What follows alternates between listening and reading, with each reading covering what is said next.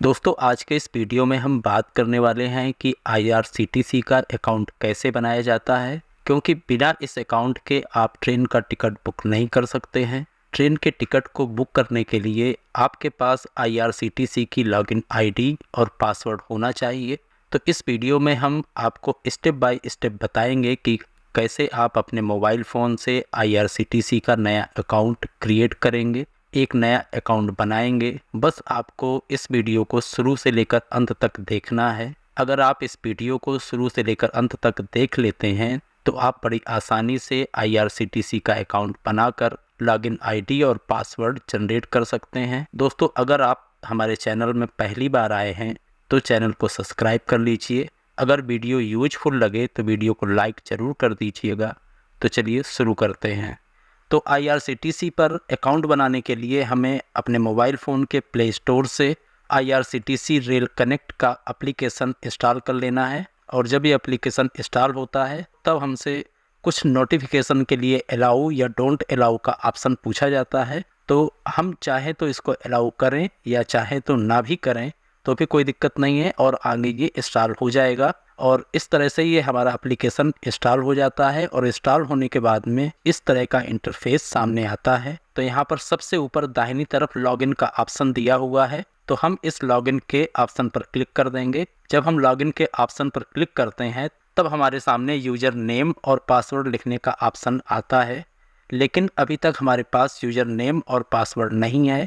तो इसको बनाने के लिए हम इसके नीचे रजिस्टर यूज़र का ऑप्शन है, यहाँ पर क्लिक करेंगे। जब हम रजिस्टर यूज़र के ऑप्शन पर क्लिक करते हैं तब हमारे सामने क्रिएट योर IRCTC अकाउंट का पेज ओपन होता है। और इस पेज में सबसे पहले हमें यूज़र नेम को लिखना है और ये यूज़र नेम यूनिक होना चाहिए। तो यहाँ पर यूज़र नेम को लिखेंगे। तो यहाँ पर जो हमने यूज़र नेम लिखा है वो यूज़र नेम नॉट अवेलेबल दिखा रहा है, यानी कि इस तरह का यूज़र नेम ऑलरेडी पहले से बना हुआ है। तो यहाँ पर आपको कुछ चेंज करके एक नया यूज़र नेम को लिखना है। तो यहाँ पर हमने कुछ चेंज करके एक नया यूज़र नेम लिख लिया है और ये यूज़र नेम सही है और ये यूज़र नेम एक्सेप्ट हो गया है। इसके बाद हमें अपना फुल नेम लिखना है। अपना फुल नेम लिखने के बाद में हमें एक पासवर्ड बनाना है और ये पासवर्ड 8 डिजिट का होना चाहिए। यहाँ पर आप देख सकते हैं कि पासवर्ड बनाने के लिए कुछ हिंट दिए गए हैं, जिसमें से कहा गया है कि कम से कम 8 कैरेक्टर का पासवर्ड होना चाहिए और अधिक से अधिक उसमें 15 कैरेक्टर होने चाहिए, जिसमें से कम एक डिजिट स्मॉल लेटर की हो और कम से कम एक डिजिट कैपिटल लेटर की होनी चाहिए। एक डिजिट कोई नंबर हो और एक डिजिट कोई स्पेशल कैरेक्टर का हो। इस तरह से हमें कम से कम 8 डिजिट का पासवर्ड बनाना है और उसको यहाँ पर हम लिख देंगे। इसके बाद में सेम वही पासवर्ड कन्फर्म पासवर्ड वाले बॉक्स में लिखना है और पासवर्ड लिखने के बाद में हमें अपना ईमेल आईडी लिखनी है। ईमेल आईडी लिखने के बाद में हमें अपना मोबाइल नंबर लिखना है और मोबाइल नंबर लिखने के बाद में कैप्चा कोड जो कि जैसा लिखा हुआ है सेम वैसा ही फिल कर देना है और उसके बाद में सबमिट पर क्लिक कर देना है। जब हम सबमिट पर क्लिक कर देते हैं तब हमारे सामने कन्फर्मेशन का मैसेज आता है और इसमें लिखा हुआ है कि आपकी ईमेल आईडी और आपका मोबाइल नंबर को वेरीफाइड किया जाएगा और ये करने के लिए आपको ओके पर क्लिक कर देना है। जब आप ओके पर क्लिक करते हैं तब आपकी ईमेल आईडी पर और मोबाइल नंबर पे एक OTP भेजा जाता है और उन दोनों OTP को आपको यहाँ पर लिखना है और लिखने के बाद में verify email and mobile number पर क्लिक कर देना है। तो यहाँ पर हम अपने मोबाइल नंबर की OTP लिखेंगे और ईमेल आईडी की OTP लिखेंगे और लिखने के बाद में verify email and mobile with OTP पर क्लिक कर देंगे। जब हम यहाँ पर क्लिक कर देते हैं तब हमारे सामने कन्फर्मेशन मैसेज आता है कि आपकी यूज़र आईडी क्रिएट हो चुकी है और अपनी प्रोफाइल को कंप्लीट करने के लिए आप कंटिन्यू पर क्लिक करें। तो अब आपको कंटिन्यू पर क्लिक कर देना है।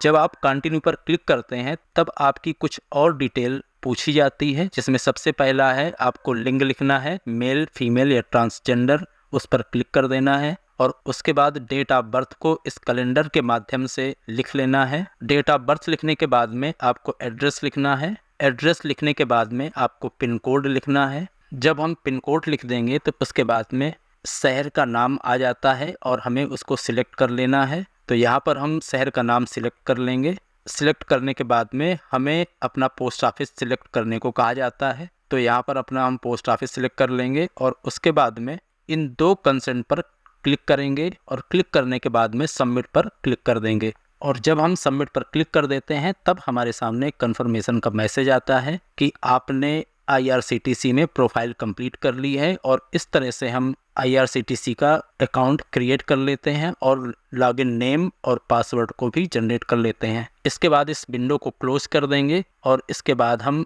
IRCTC की एप्लीकेशन ओपन करेंगे और ओपन करने के बाद में हम यहाँ पर अपना यूज़र नेम लिखेंगे और पासवर्ड को लिखेंगे। पासवर्ड लिखने के बाद में कैप्चा कोड जिस तरह का लिखा हुआ है सेम वैसा ही लिखेंगे और लिखने के बाद पे सबमिट पर क्लिक कर देंगे। जब हम यूज़र नेम और पासवर्ड लिखने के बाद में सबमिट पर क्लिक कर देते हैं तब उसके बाद में हमसे 4 डिजिट का पिन सेट करना होता है। तो यहाँ पर हम 4 डिजिट का पिन लिख लेते हैं और लिखने के बाद में दूसरे बॉक्स में भी सेम वही पिन लिख करके सबमिट पर क्लिक कर देते हैं। तब हमसे कहा जाता है कि आपको ये पिन याद रखना है और इसी पिन के द्वारा ही ये एप्लीकेशन लॉगिन होगी। तो इसको ओके पर क्लिक कर देंगे। तो इस तरह से हम IRCTC की एप्लीकेशन को लॉगिन कर लेते हैं और लॉगिन करने के बाद में ट्रेन की टिकट को बुक कर सकते हैं। तो उम्मीद है आपको हमारा वीडियो पसंद आया होगा। यदि वीडियो पसंद आए तो वीडियो को लाइक करें और चैनल को सब्सक्राइब करें। धन्यवाद।